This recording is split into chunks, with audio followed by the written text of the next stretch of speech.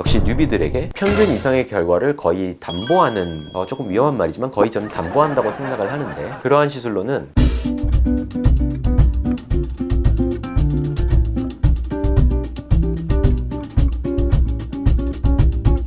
안녕하세요. 청남리트 의원 김재림 원장입니다. 오늘은 피부과 시술에 대해 굉장히 생소하신 분들도 제가 이제 보게 되는 것 같아요. 그러한 분들이 각 자기의 고민별 간단하면서도 효과를 그래도 잘 보는 일종의 꿀 시술 조합을 좀 소개해 드려 보려고 합니다. 이 시술들이 뭐 모두 다 정답은 아닐 수 있고 각각에서 훨씬 더 좋은 시술도 있을 수 있고 이것만이 답이다 라는 건 아니지만 너무 시술 종류도 많아서 뭐 해야 될지 모르겠어 라고 생각하신다면 각 특징별로 최소한 이 정도는 크게 실패는 안 할 수 있고 또 실패를 하더라도 의미가 있는 시술이다, 이런 걸로 선정을 해보았습니다. 첫 번째는 여드름인데요. 사실 여드름 고민이 굉장히 많은 것 같아요. 사실 제가 생각할 때 좀 중요한 것 중에 하나는, 첫 번째는 피부과에 가서 약을 처방받는 거예요. 피지를 조절해주는 약, 약간 건조해줄 수도 있는 약이라고 하는데 이소티논 계열의 성분들 약이나 또는 염증이 너무 심한 경우에는 미노신이라는 약을 처방받는 겁니다. 두 가지 다 같이 먹는 건 안 되고 두 가지 다 임신 금기 약물이라는 특징은 있지만 이 약 자체를 같이 복용해 주시는 것이 굉장히 효과가 좋기 때문에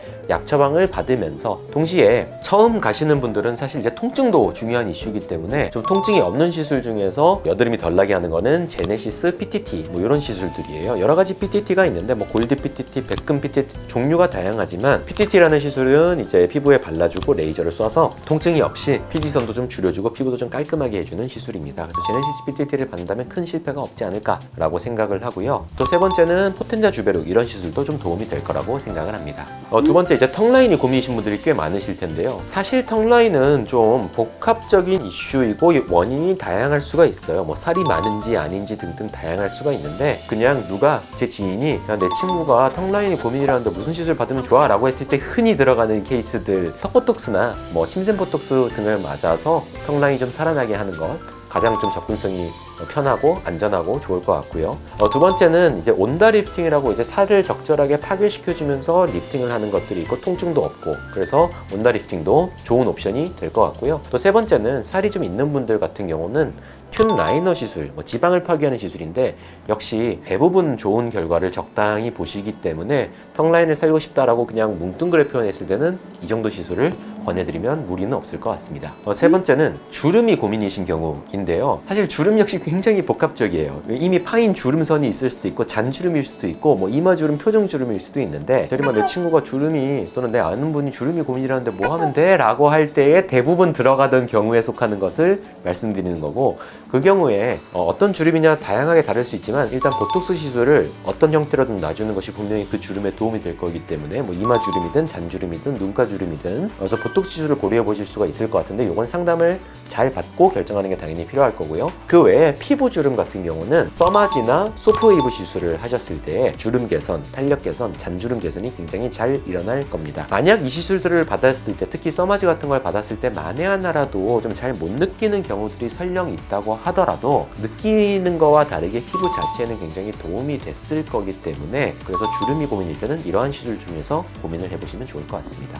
네 번째는 이제 기미 잡티가 고민이라면의 경우인데요. 기미나 잡티는 사실 일반적으로 우리가 말씀하시는 분들이 내가 기미인지 잡티인지 정확히 알지 못하는 경우도 있고 혼재된 경우도 있고 한데, 기본적으로 토닝 레이저에 속하는 계열들이 도움이 될 수 있는데 너무 무리하게, 너무 자주, 너무 세게 받는 거는 좋지 않기 때문에 이러한 부분은 받으시는 분과 그 의사 선생님과 잘 상의를 해보시고 결정을 하시되, 저 같으면 피코 토닝을 좀 권할 것 같고, 경우에 따라서는 기미 같은 경우에는 약을 좀 드시는 것도 도움이 되실 수도 있어요. 이거 역시 진료하시는 선생님과 상의를 해서 결정할 부분이고요. 흔히 말하는 딱 찢은다라는 개념은 이 색소 중에 거기에 해당되는 것만 할 수 있는데, 일단 요거를 내가 결정하고 가는 것보다는 피코토닉을 일단 우선 좀 가볍게라도 받아보면 도움이 될 거다라고 생각하시면 큰 무리는 없으실 것 같습니다. 그리고 다섯 번째로 건조함이 고민이다 라고 한다면요, 사실 제일 편한 거는 집에서 평소에 보습을 좀 더 적극적으로 자주 많이 하는 것인데, 그걸 넘어서서 이제 시술적으로 고려를 해본다라고 하면 가볍게는 뭐 수분 관리 같은 것들이 있어요. 근데 수분 관리를 했을 때 정말 드라마틱한 수분 충전을 느끼는 건 아니지만 극악의 건조감이 좀 사라지는 정도는 느끼실 수 있고, 좋은 예로 뭐 LDM, 인텐스 울트라 여러 가지 초음파 관리들이 도움이 될 수 있고, 조금 더 적극적인 방식으로는 리쥬란이나 주베르굴 주사해서 스킨 부스터 시술들에서 고민을 해보시면 좋을 것 같다라고 생각을 합니다.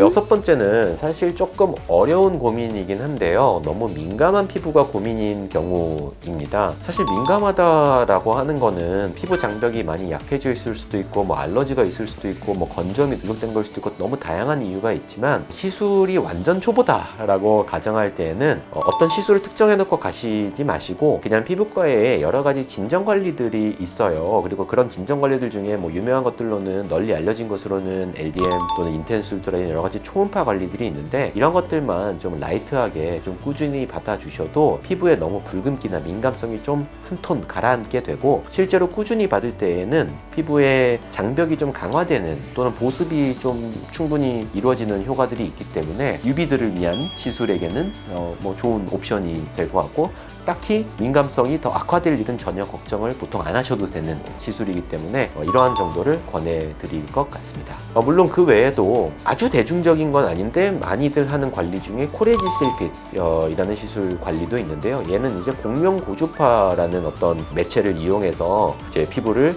재생시키게 하는데, 정말로 피부 장벽이 약한 경우라면 저는 코레지셀핏을 굉장히 추천을 하는 편인데, 어쨌든 코레지셀핏이나 뭐 인텐스 울트라, LDM 이런 정도에서 먼저 기본적인 피부 재생이 좀 이루어지도록 하는 게 좋겠습니다. 그리고 일곱 번째로 흉터와 상처, 뭐 여드름 자국 이런 게 고민이신 분들이 있으시거든요. 역시 뉴비들에게 평균 이상의 결과를 거의 담보하는, 조금 위험한 말이지만 거의 저는 담보한다고 생각을 하는데, 그러한 시술로는 포텐자 펌핑팁과 주베룩을 잘 해주는 것, 그리고 이 주베룩 물질을 미라젯이라는 시술을 통해서 흉터 치료를 해주는 것이 굉장히 탁월한 효과를 냅니다. 물론 흉터 치료라는 거는 시술을 하는 방식에 따라서 약간 편차가 꽤 있는 시술이기도 하고, 지금 흉터 치료를 고민하시는 분의 뭐 나이라던가 흉터의 모양이라든가 양상이라든가 흉터가 생겨있는 부위에 따라서 꽤나 결과에 따라 편차가 있을 수 있지만, 피부에 데미지를 너무 많이 주지 않고 장기적으로 피부가 뭐 얇아진다던가 민감해진다는 그런 걱정의 우려를 좀 더 내려놓고 효과도 어느 정도